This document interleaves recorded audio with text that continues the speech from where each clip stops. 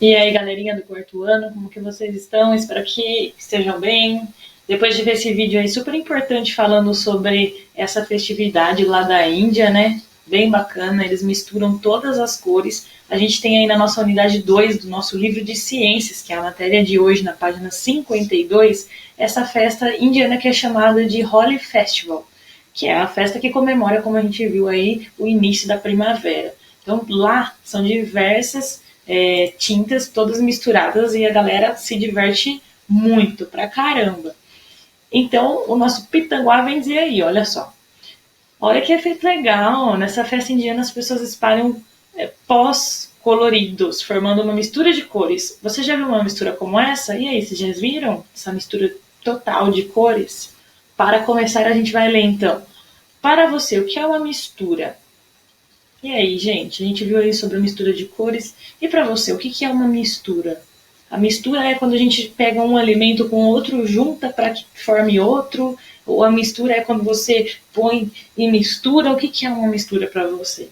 Cite um exemplo de uma mistura presente no seu cotidiano. Pense em alguma coisa no seu cotidiano, alguma coisa que você come, que você usa, que ela é uma mistura. Porque ela juntou um produto com outro e formou um outro produto, terceiro produto. Pensa aí. Cite um procedimento que podemos utilizar para formar mistura.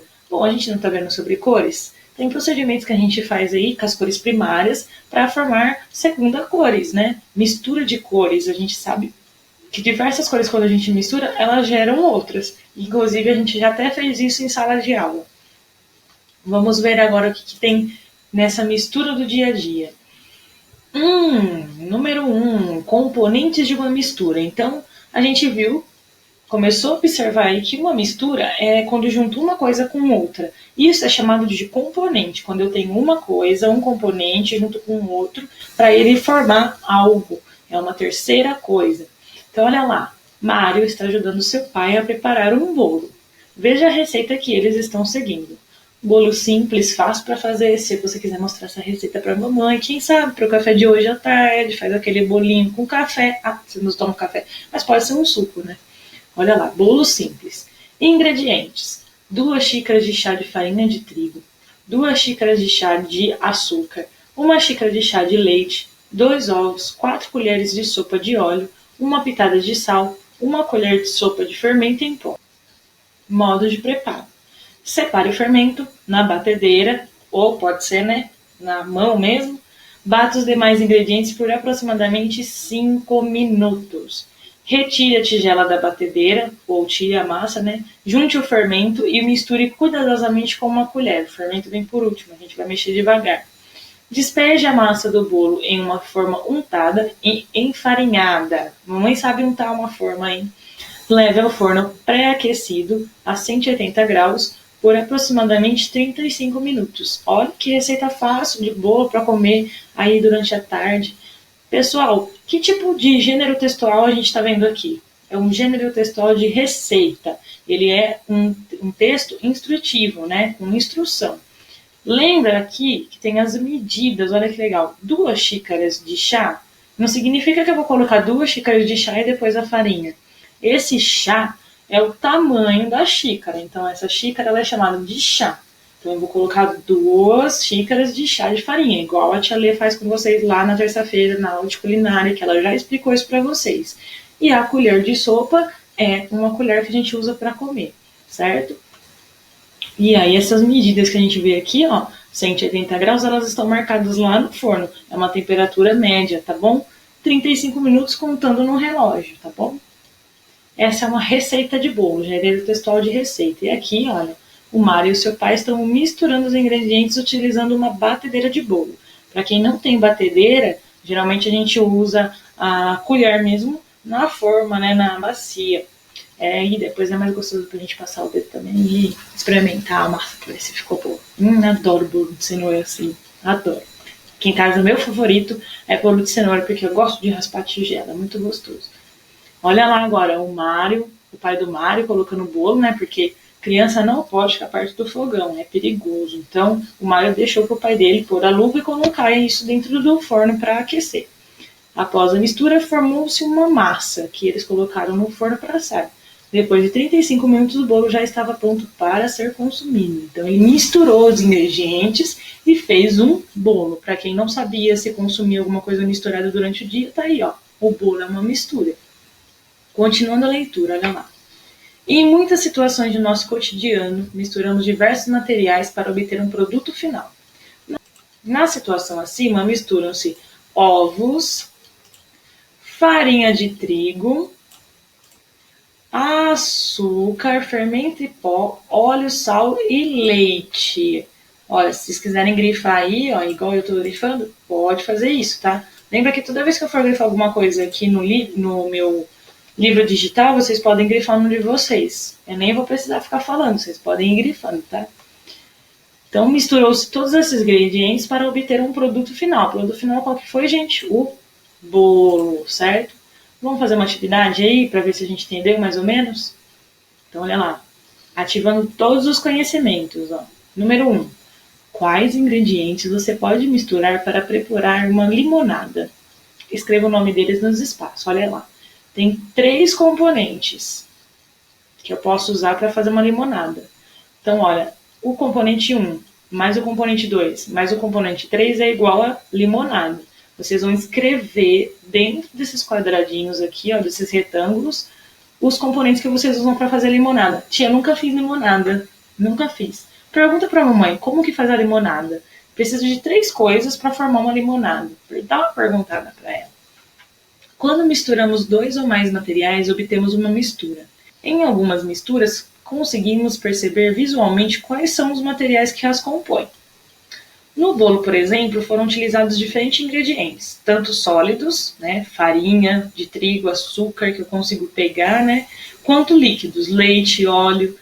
Quando misturado, geralmente não é possível diferenciar todos os ingredientes. Quando eu junto tudo isso numa bacia e misturo, não consigo identificar. Já em uma salada de fruta, é possível reconhecer cada uma das frutas utilizadas. Veja abaixo. Gente, olha lá. Que delícia. A mamãe não fez o bolo, a opção agora é a salada de fruta, tá? Olha lá. Manga, banana e maçã. Ele identificou todas as frutas dessa salada de frutas. Frutas diárias. Elas fornecem nutrientes para manter a saúde. Então, vamos fazer um desafio hoje? Vamos comer uma fruta?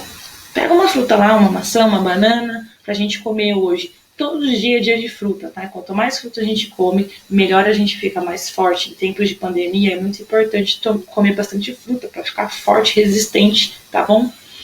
Não é somente na cozinha que podemos encontrar misturas. Algumas rodas de carro, como as de liga leve, parecem feitas de um único material. No entanto, elas são compostas de certos metais, os quais são misturados, aquecidos e moldados. O ar atmosférico é uma mistura? Sim ou não? Aqui a gente tem a roda do carro, então nessa parte aqui, ó, parece que já foi pronto lá na indústria, pegou, amassou e já tá ali. Mas para chegar nesse ponto aqui, ó, teve que fazer uma mistura de vários componentes. Essa pergunta aqui, ó, eu quero que vocês prestem muita atenção. A gente vai ver um videozinho agora para a gente responder ela, tá? E ver se fica fácil. Vamos lá?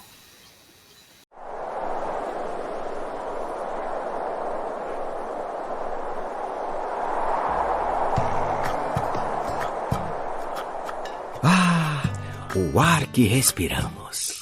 Ele contém oxigênio que vem dos oceanos. É sério. Se alguém falar para você que a floresta amazônica é o pulmão do mundo, respire fundo e diga que não é verdade. É claro, a floresta libera uma quantidade enorme de oxigênio na atmosfera pela fotossíntese. Mas na calada da noite, quando respira, ela mesma consome todo o oxigênio que produz. O verdadeiro pulmão do mundo é mais um tesouro dos oceanos. Os fitoplânctos, as microalgas. Elas liberam mais da metade do oxigênio do planeta. Ao contrário da floresta, as algas consomem muito pouco oxigênio quando respiram e assim sobra bastante na atmosfera. Já o grande serviço da Amazônia é regular o clima, interferindo nas chuvas, nas secas e na temperatura global. Mas isso é outra história. Seja na terra ou na água, uma coisa é certa: é preciso cuidar do meio ambiente para que possamos todos respirar aliviados. E aí, ficou fácil responder? O que você acha? O ar atmosférico ele é uma mistura? Sim ou não? Responde aí, tá? Número 3. Caso a sua resposta à questão 2 seja sim, afirmativa, cite 3 gases que compõem o ar atmosférico. Vamos lá responder essa, hein? Usa aí as linhas do caderno do seu livro para responder essa pergunta e depois vamos para a próxima página. Continuando, página agora 56. Para estudar as misturas, a professora de Ciências de Francisco realizou a seguinte atividade com os alunos. Primeiro, eles adicionaram 1 colher de chá de açúcar à água de um dos copos e observaram o que aconteceu. Em seguida, adicionaram 1 colher de sopa de óleo à água do outro copo, misturando os materiais, e novamente observaram o que aconteceu. Olha lá. E aí, vamos fazer essa experiência também para observar o que acontece? Então, você tem que ter aí 2 copos de água num copo transparente, copo de vidro. Toma cuidado, se possível, faz essa experiência primeiro lá na cozinha, depois vocês voltam para ver o resto do vídeo, tá bom? Vai colocar 1 copo de água, 2 copos de água, com 1 colher de sopa, tá? Sopa normal. Você vai colocar em 1 copo o açúcar e misturar. E no outro copo, vocês vão colocar 1 colher de óleo, tá? Coloca e mistura novamente. Então, 1 copo com água e açúcar e outro copo com óleo. Água e óleo num, água e açúcar no outro. Corre lá na cozinha, pede ajuda da mamãe, faz essa experiência aí. Eu garanto que vocês vão ter uma surpresa. Depois volta aqui rapidinho. E aí, deu certo? Fizeram? Então, presta atenção agora no nosso número 4 para a gente completar de acordo com aquilo que a gente viu, tá? Complete adequadamente as lacunas do texto abaixo com as palavras açúcar e óleo. O, espacinho aí, quando misturado à água, é dissolvido. Nesse caso, não é possível identificar o e a água separados. E aí? O que eu vou usar? É açúcar ou óleo? Lembra do que você fez agora lá na cozinha e dá uma verificada para ver qual que é, se é açúcar ou óleo. A segunda bolinha aí. O, quando misturado à água, não é dissolvido. E nesse caso, podemos distinguir o e a água. Vou usar o açúcar ou vou usar o óleo? Qual que é a palavra que eu vou por aí? Bom, filho, vocês fizeram essa experiência, agora ficou muito fácil. Estou dando muita dica hoje, hein? A água é capaz de dissolver várias substâncias, por isso é conhecida como solvente universal. Se ela dissolve, então ela é conhecida como solvente universal. Os materiais dissolvidos pela água são solúveis e os não dissolvidos são chamados de insolúveis em água. Na situação acima, a nossa resposta: o açúcar é solúvel em água e o óleo insolúvel à água. E aqui tem a nossa experiência, olha lá. Em algumas misturas, é possível identificar visualmente os componentes.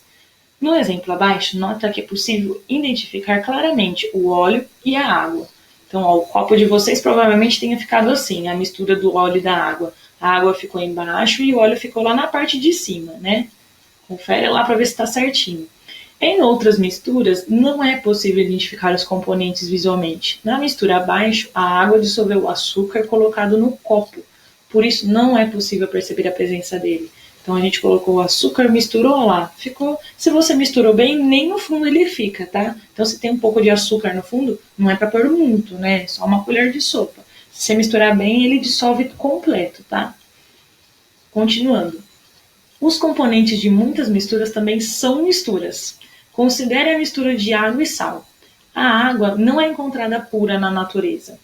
Mesmo não sendo possível enxergar, há diferentes sais minerais e outros componentes misturados a ela. Aí aqui, ó, quando você pega um rótulo de uma garrafinha de água mineral, você vai pegar a classificação da água mineral no rótulo atrás. Aí você vai ver que tem vários sais minerais que compõem ela. Tem lá o bicarbonato, tem o cálcio, tem o carbonato, tem o estrôncio, tem o fluoreto. Então tem várias coisinhas, tem um pouquinho de cada. Então a água ela não é natural, ela é uma junção de sais minerais que compõem ela, né? Já o sal da cozinha é uma mistura formada por diferentes componentes como o cloreto de sódio e o iodo. Então, tanto o sal quanto a água também são misturas de outras substâncias, né? Outros componentes. Bem legal, né? Vamos continuar a nossa aula. Bom, gente, agora na nossa aula prática, né? Todas as ciências ela tem sempre uma parte prática, que a gente chamava de pequeno cientista, né? Em breve a tia Mariana vai aparecer aqui também nas aulas de sexta-feira para mandar algum videozinho pra gente sobre ciências, né? Na prática a gente vai fazer uma outra experiência, tá? Então, aquele copo de água com óleo e água com açúcar que a gente fez, ele serviu primeiro pra gente fazer uma experiência, tá? Espero que vocês não tenham usado muito óleo, muito açúcar, porque agora a gente vai precisar fazer pegar um copinho com água e sal, tá? Então a gente vai precisar de 100 ml de água, o sal de cozinha, que é 1 colher por enquanto, copo transparente e colher de sopa, tá? Você acha que a água dissolve qualquer quantidade de materiais se for misturada a ela? Será que a água dissolve tudo mesmo? Então vamos lá fazer essa experiência, olha. Coloque a água no copo até completar 3/4 de sua capacidade. O que são 3/4, gente? Você vai pegar um copo, pode ser o copo que você tem aí na sua casa, e vai imaginar que ele está sendo dividido em 4 partes. Então a gente pega um copo e divide ele em 4 partes, tá? Iguais tem que ser. A gente vai encher ele até quase chegar em cima, até completar. Mas vai deixar aí um espaço dividido, tá bom? Então pega seu copo, imagina que ele está dividido em 4 partes e enche ele 1, 2, 3 e deixa uma vazia, tá bom? Presta atenção nisso. A gente vai colocar nesses 3/4 de água 1 colher de sopa de sal de cozinha. Então aquela colher normal que a gente usa para comer, vai colocar 1 colher de sal da cozinha, tá? Não enche essa colher, tá, gente? É 1 colher rasa, tá? Misture bem e observe. Então você vai colocar aí e misturar, tá? Depois, a gente vai repetir esse procedimento até que sejam adicionadas 6 colheres de sal de cozinha. Então a gente vai colocar 1 colher e misturar. Misturou, eu vou ver o que aconteceu. Ah, tá bom, aconteceu isso. Agora eu vou colocar mais uma. E mistura. Depois você vai pôr outra.